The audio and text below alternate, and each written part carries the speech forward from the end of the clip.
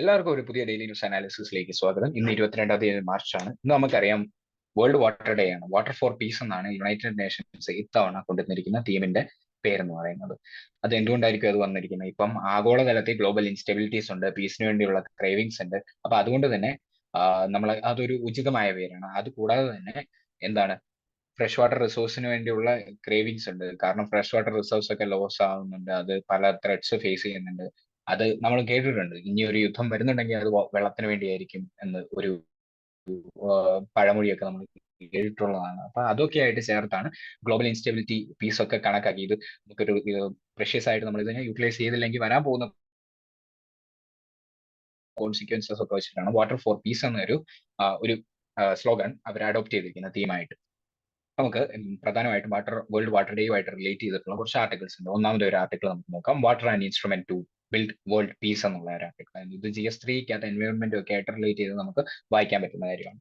അതിനകത്ത് എന്താണ് പറയുന്നത്? The article discusses World Water Day, a United Nations initiative observed annually since 1993 to raise awareness about the importance of fresh water. അപ്പം 1993 മുതലാണ് ഈ World Water Day United Nations initiative ആചരിക്കാൻ തുടങ്ങിയത്. So ഇത് important ആയിട്ടുള്ള കാര്യമാണ്. ആ ഇയർ പ്രിലിംസിൽ നമ്മൾ നോട്ട് ചെയ്ത് വെക്കുക 1993 എന്നുള്ളത്. This year's theme is water for peace. ഇതും പ്രിലിംസിൽ ചോദിക്കാൻ സാധ്യതയാണ്. വാട്ടർ ഫോർ പീസ് എന്നാണ് ഇത്തവണത്തെ വാട്ടർ ഡേയുടെ തീം എന്ന് പറയുന്നത്. It highlights the global water crisis, mentioning factors such as rapid urbanisation, climate change and inefficient water management contributing to water scarcity. ഇവിടെ കുറച്ച് ഫാക്ടേഴ്സ് പറയുന്നുണ്ട്. ഒന്നാമതായിട്ട് റാപ്പിഡ് അർബനൈസേഷൻ. നമുക്കറിയാം അർബനൈസേഷൻ സംഭവിക്കുമ്പോൾ എന്ത് സംഭവിക്കും? വാട്ടർ അവൈലബിലിറ്റി കുറയും. പിന്നെ അതുപോലെ വാട്ടർ ലെവൽ ഡിപ്ലീറ്റ് ആകുന്നതും പൊല്യൂഷൻ ഉണ്ടാകും വാട്ടർ ബോഡീസിൽ. പിന്നെ ക്ലൈമറ്റ് ചേഞ്ച് നമുക്കറിയാം ഡ്രോട്ടിലേക്കൊക്കെ നയിക്കുന്നുണ്ട്, ഗ്ലോബൽ വാർമിംഗ് കാര്യങ്ങളൊക്കെ. And inefficient water management contributing to water scarcity. India in particular faces severe water stress with groundwater level depletion, polluted water bodies, and reduced availability impacting various sectors. The article emphasizes the need for sustainable water management practices, including rainwater harvesting, to address these challenges. അതിന്റെ solution എന്താണ്? നമ്മൾ sustainable ആയിട്ടുള്ള water management practices കൊണ്ടുവരിക, including rain water harvesting. എന്തിനു വേണ്ടിയാണ് ഈ challenge ഒക്കെ address ചെയ്യാൻ വേണ്ടിയാണ്. സോ നമ്മൾ ഈ തമിഴ്നാടൊക്കെ ഒരു കേസ് സ്റ്റഡി ആയിട്ട് നമുക്ക് എടുക്കാൻ പറ്റും. റെയിൻ വാട്ടർ ഹാർവെസ്റ്റിംഗ് ഒക്കെ അവർ വളരെ നന്നായിട്ട് മികച്ച രീതിയിൽ അവർ ഇംപ്ലിമെന്റ് ചെയ്യുന്നുണ്ട്. സോ അതും ഇതിനകത്ത് കൂട്ടിച്ചേർത്ത് വായിക്കേണ്ട ഒരു ഘടകമാണ്. It also mentions governments initiatives and suggest additional interventions such as monitoring ground water levels. കുറച്ച് ഇന്റർവെൻഷൻസ് ആണ് പറയുന്നത്. അതിൽ ഒന്നാമതായിട്ട് ഗ്രൗണ്ട് വാട്ടർ ലെവൽസ് കൃത്യമായിട്ട് മോണിറ്റർ ചെയ്യുക. പിന്നെ അതുകൂടാതെ promoting water conservation and adopting efficient irrigation techniques. ഇറിഗേഷനിലൂടെ ഒക്കെ ഒത്തിരി വെള്ളം ലോസ് ആവാറുണ്ട്. നമ്മുടെ ചെടികൾക്ക് ഒരു കൃത്യമായ എമൗണ്ടിൽ ആവശ്യമുള്ളൂ.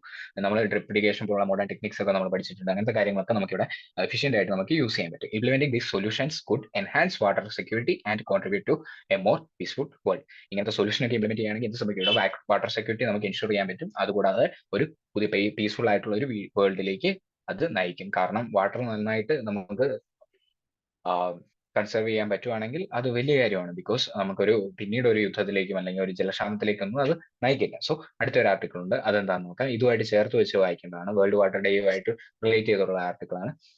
How water insecurity affects women. നമ്മൾ പല ആർട്ടിക്കിളിന് മുന്നേ ഡിസ്കസ് ചെയ്തിട്ടുണ്ട് വിമന്റെ ഇഷ്യൂസ് ഒക്കെ. അതിൽ ഒന്നായിരുന്നു വാട്ടർ ഇൻസെക്യൂരിറ്റി അവരെ ഫേസ് ചെയ്യുന്ന കാര്യങ്ങളൊക്കെ. ഇതിനകത്ത് എന്താണ് കൂടുതലായിട്ട് ഡിസ്കസ് ചെയ്യുന്നത് നമുക്ക് നോക്കാം. The article discusses the impact of water scarcity on women and girls in India, highlighting how lack of access to safe drinking water affects their daily lives, household dynamics and mental health. അവരുടെ house ഡൈനാമിക്സിനെയും daily ലൈഫ്സിനെയും അതുപോലെ mental ഹെൽത്തിനെയും എങ്ങനെയാണ് ഈ safe drinking വാട്ടറിന്റെ access ഇല്ലായ്മ impact ചെയ്യുന്നതെന്നാണ് നമ്മൾ ഇതിനകത്ത് വായിക്കുന്നത്. It emphasises the gendered nature of water collection activities which often fall on women and girls, leading to time burdens and increase the vulnerability to gender based violence. ഇത് society ആയിട്ടൊക്കെ ചേർത്ത് വെച്ച് വായിക്കാൻ പറ്റുന്നതാണ്. ഒരു സോഷ്യലൈസേഷന്റെ ഭാഗമായിട്ടാണ് വിമൻ ഈ ജെൻഡർ റോൾസ് അസൈൻ ചെയ്തിരിക്കുകയാണ്. അവർ gendered nature of water collection activities, women വേണം ഇതൊക്കെ വെള്ളം കളക്ട് ചെയ്തുകൊണ്ട് വരാൻ, അങ്ങനത്തെ കാര്യങ്ങളൊക്കെ. അത് അവരിൽ ടൈം ബർഡൻ സൃഷ്ടിക്കുക, അവരുടെ മെന്റൽ ഹെൽത്തിനെ അത് അഫക്ട് ചെയ്യും. പിന്നെ അതുകൂടാതെ ജെൻഡർ ബേസ്ഡ് വയലൻസിലേക്കൊക്കെ അത് കൂടുതൽ വൾണറബിൾ ആക്കും അവരെ. പിന്നെ അതുപോലെ often defecation practices resulting from water scarcity also disproportionately affect exposing them to health risks and psychosocial stress. നമുക്കറിയാം സ്വച്ഛ് ഭാരത് ഒക്കെ ഇതിനെ തടയാനാണ് ഓപ്പൺ ആയിട്ടുള്ള ഡിഫിക്കേഷൻ പ്രാക്ടീസസിനെ തടയാനാണ് നമ്മൾ നോക്കുന്നത്. അതൊക്കെ ഒത്തിരി നല്ല ചൂടായിരുന്നു ഗവൺമെന്റിന്റെ ഭാഗത്ത് നിന്ന്. പിന്നെ അതുകൂടാതെ ODF ഓപ്പൺ ഡിഫിക്കേഷൻ ഫ്രീ സ്റ്റേറ്റ്സും കാര്യങ്ങളും ഒക്കെ ഉണ്ടാകുന്നുണ്ട്. അപ്പൊ അതൊക്കെ നല്ല കാര്യം ഇതുമായിട്ട് ചേർത്ത് വെച്ച് വായിക്കുന്നതാണ്.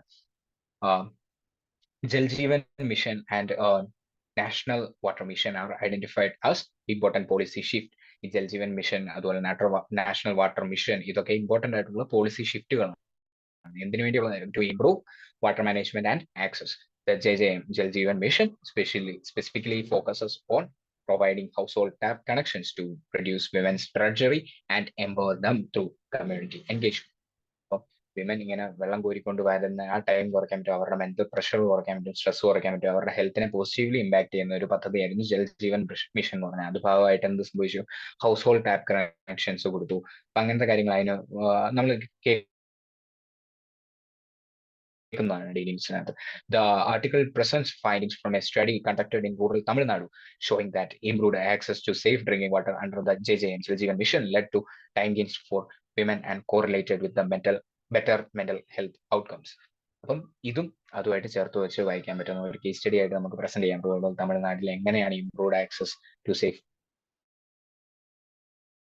Drinking water under Jal Jeevan mission അതെങ്ങനെ സ്ത്രീകളെ പോസിറ്റീവായിട്ട് ഇമ്പാക്ട് ചെയ്തു, എങ്ങനെയാണ് ടൈം ഗെയിൻസ് ഉണ്ടായി സ്ത്രീകൾക്ക്, പിന്നെ അതുപോലെ മെന്റൽ ഹെൽത്ത് അവരുടെ ഇംപ്രൂവ് ആകാൻ തുടങ്ങി, അങ്ങനത്തെ കാര്യങ്ങളൊക്കെ ബെറ്റർ മെന്റൽ ഹെൽത്ത് ഔട്ട്കംസ് ഉണ്ടായി.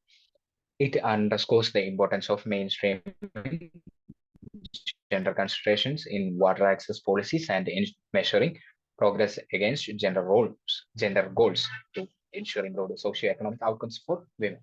അപ്പൊ അത് എന്ത് സംഭവിക്കും? ബെറ്റർ ആയിട്ടുള്ള ഇംപ്രൂവ്ഡ് ആയിട്ടുള്ള സോഷ്യൽ എക്കണോമിക് ഔട്ട്കംസ് വിമിന് കിട്ടും. അങ്ങനത്തെ പോളിസീസ് കൊണ്ടുവരും. ഇനി അടുത്തൊരു ആർട്ടിക്കിൾ ഉണ്ടായി, നമുക്ക് നോക്കാം എന്താണെന്ന്. Ministry of environment Titans rules on bioplastic rules ഒക്കെ എന്താണ് മിനിസ്ട്രി ഓഫ് എൻവയോൺമെന്റ് ടൈറ്റൻ ചെയ്തു. അതായത് പുതിയ കുറച്ച് new set of rules introduce ചെയ്തു. അതെന്താണെന്ന് നോക്കാം. Regarding the labelling of disposable plastic ware as biodegradable. അപ്പം ഇനി മുതൽ ഡിസ്പോസിബിൾ പ്ലാസ്റ്റിക് വെയറിനെ എന്താണ് അറിയപ്പെടുന്നത്? ബയോഡിഗ്രേഡബിൾ ആയിട്ട് തന്നെയാണ് കൺസിഡർ ചെയ്യുന്നത്. Rules now stipulate that the such products must not leave any micro plastics behind. അങ്ങനത്തെ പ്രോഡക്ട്സ് എന്താണ് മൈക്രോ പ്ലാസ്റ്റിക് ഒന്നും ലീവ് ചെയ്യില്ല. അപ്പം ഫുള്ളി ഡിഗ്രേഡഡ് ആവും എന്നാണ് പറയുന്നത്. Biodegradable and compostable plastics are highlighted as potential solution to India's plastic waste pollution. അപ്പൊ ഇന്ത്യയുടെ പ്ലാസ്റ്റിക് വേസ്റ്റ് പൊല്യൂഷൻ പ്രോബ്ലം അത് നമുക്കറിയാവുന്നതാണ്. ഒരു 10 സെക്കൻഡ് വെച്ച് നമ്മൾ ഒന്ന് റോഡിൽ നോക്കിയാൽ മതി, ട്രാവൽ ചെയ്യുമ്പോൾ ഓരോ 10 മീറ്റർ ഒന്നും വേണ്ട, കുറച്ച് ദൂരം ഒന്ന് നോക്കുമ്പോൾ തന്നെ നമുക്ക് കണ്ണ് വെട്ടിക്കാൻ പറ്റത്തില്ല. അതുപോലെ നമ്മൾ നോക്കുന്ന ഭാഗത്തെല്ലാം പ്ലാസ്റ്റിക് നമ്മൾ കാണുന്നതാണ്. ആ ഒരു കണ്ടീഷനാണ് നമ്മുടെ റോഡുകൾ എന്നൊക്കെ പറഞ്ഞത്. അതൊരു ഇന്ത്യയുടെ മേജർ ആയിട്ടുള്ള ഒരു വേസ്റ്റ് പ്രോബ്ലം ആണ്. സോ അതിനൊക്കെ ഒരു സൊല്യൂഷനാണ് ഈ ബയോഡിഗ്രേഡബിൾ ആൻഡ് കമ്പോസ്റ്റബിൾ പ്ലാസ്റ്റിക്സ് എന്നൊക്കെ പറയുന്നത്. ഇനി കുറച്ച് അമെന്റ്മെന്റ്സ് വന്നിട്ടുണ്ടായിരുന്നു, അതെന്താന്ന് നോക്കാം. ഇന്ത്യ പ്ലാസ്റ്റിക് വേസ്റ്റ് മാനേജ്മെന്റ് റൂൾസിൽ കുറച്ച് അമെന്റ്മെന്റ്സ് വന്നു. എന്താണ്? Define biodegradable plastics as materials capable of degradation in specific environments without leaving behind any micro plastics. അപ്പം ഒരു ഡെഫിനേഷൻ വന്നിട്ടുണ്ട് ബയോഡിഗ്രേഡബിൾ പ്ലാസ്റ്റിക്സിന്. എന്താണ്?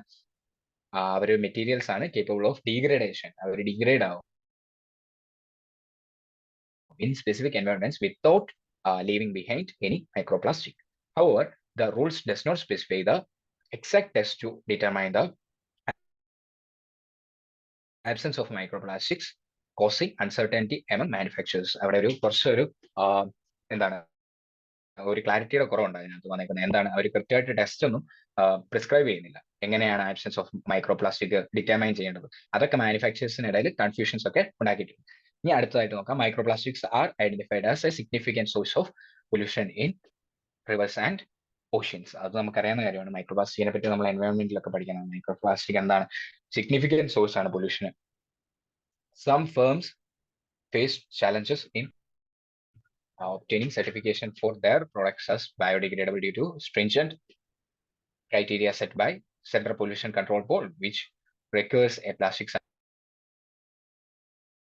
sample to be degraded 90% degraded, a process that can take up to 2 years. അപ്പം challenges വരുന്നുണ്ട്. ഇങ്ങനെയാണ് certification ഒക്കെ ഓരോ പ്രൊഡക്ട്സിന് കിട്ടുന്നതിൽ. കാരണം സ്ട്രിഞ്ചന്റ് ആയിട്ടുള്ള ക്രൈറ്റീരിയ ആണ് CPCB, central pollution control board ഒക്കെ പ്രിസ്ക്രൈബ് ചെയ്യുന്നത്. എന്താണ്? A plastic sample to be 90%, അത് 90% ഡിഗ്രേഡ് ആവും വേണം, ബയോഡിഗ്രേഡബിൾ ആണെങ്കിൽ. പിന്നെ അതുപോലെ തന്നെ a process that can take up to 2 years, അത് 2 വർഷം വരെ എടുക്കും ആ പ്രോസസ് കംപ്ലീറ്റ് ആവാൻ. ഓക്കെ, അതൊക്കെയാണ്. ഇതിൽ തന്നെ prelims point of view questions വരാം. മൈക്രോ പ്ലാസ്റ്റിക് നമുക്കറിയാവുന്നതാണ്. ഫിഷസിനൊക്കെ അത് ഹാമാണ്. അവരത് കഴിക്കുന്ന കാര്യം അങ്ങനത്തെ കാര്യങ്ങളും നമ്മുടെ ഈ ഓഷ്യൻസിലൊക്കെ നമ്മൾ ഈ കണ്ടെത്തുന്നതാണ്. ഈ ആർട്ടിക്കിൽ പോലും നമ്മൾ പറഞ്ഞിട്ടുണ്ട്. ആർട്ടിക് അല്ലെങ്കിൽ പോളർ ഏരിയാസ്, ആർട്ടിക്, അന്റാർട്ടിക് ആ ഏരിയാസിലൊക്കെ പോലും പോളർ ഏരിയാസിലൊക്കെ എന്താണ് മൈക്രോ പ്ലാസ്റ്റിക് കണ്ടെത്തിയിട്ടുണ്ട്. അതൊക്കെ സിഗ്നിഫിക്കന്റ് ആയിട്ടുള്ള ചാലഞ്ചാണ്.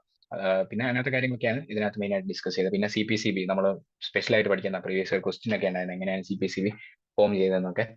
വാട്ടർ ആക്ട് 1984 പ്രകാരമാണ് CPCB ഫോം ചെയ്തതെന്നൊക്കെ നമുക്കറിയാം. അങ്ങനത്തെ കാര്യങ്ങളൊക്കെ ഇതുമായിട്ട് കൂട്ടിവെച്ചാണ്. ഓക്കെ. അപ്പൊ അതൊക്കെയായിരുന്നു ഇന്നത്തെ മെയിൻ ന്യൂസ് എന്ന് പറയുന്നത്. എല്ലാവർക്കും മനസ്സിലായെന്ന് വിശ്വസിക്കുന്നു. സോ അടുത്ത ഡെയിലി ന്യൂസ് അനാലിസിസ് കാണാം. ഓക്കെ, അതുവരേക്കും താങ്ക് യു.